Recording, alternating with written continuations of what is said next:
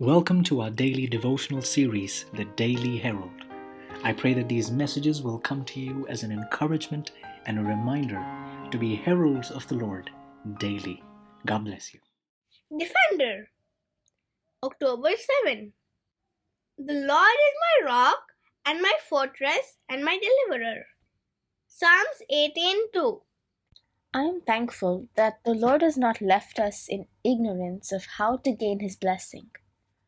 Read the 8th and ninth chapters of 2 Corinthians, and you will find the whole matter outlined in a few words.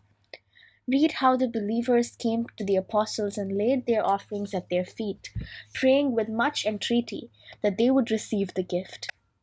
When God, by His Spirit, stirs the hearts of His people, leading them to see the necessities of this work, there will be a denying of self, and gifts will flow into the treasury for the proclamation of the message of this time.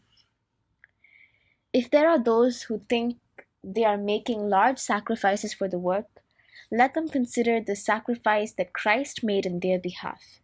The human race was under sentence of death, but the Son of God clothed His divinity with humanity and came to this world to live and die in our behalf.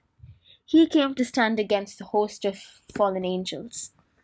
We must have a defender, and when our defender came, He was clothed with humanity, for He must be subject to the temptations wherewith humanity is beset, that He might understand how to deliver the godly out of temptation. He took His stand at the head of the fallen race, that men and women might be enabled to stand on vantage ground.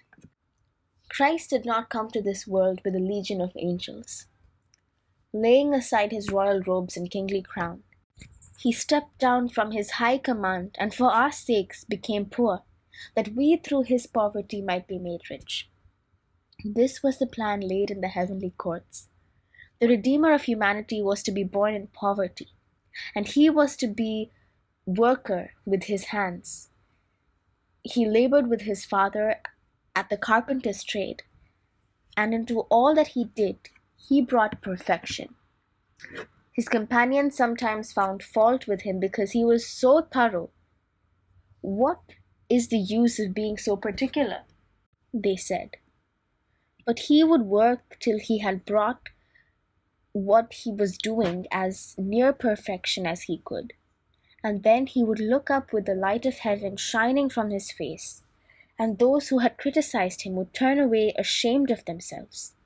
Instead of retaliating when found fault with, He would begin to sing one of the Psalms, and before those who had found fault with Him realized it, they too were singing. Further reflection. Jesus willingly became humanity's defender, choosing even to share our weakness. For what other reasons did He volunteer to come to our sin-cursed planet?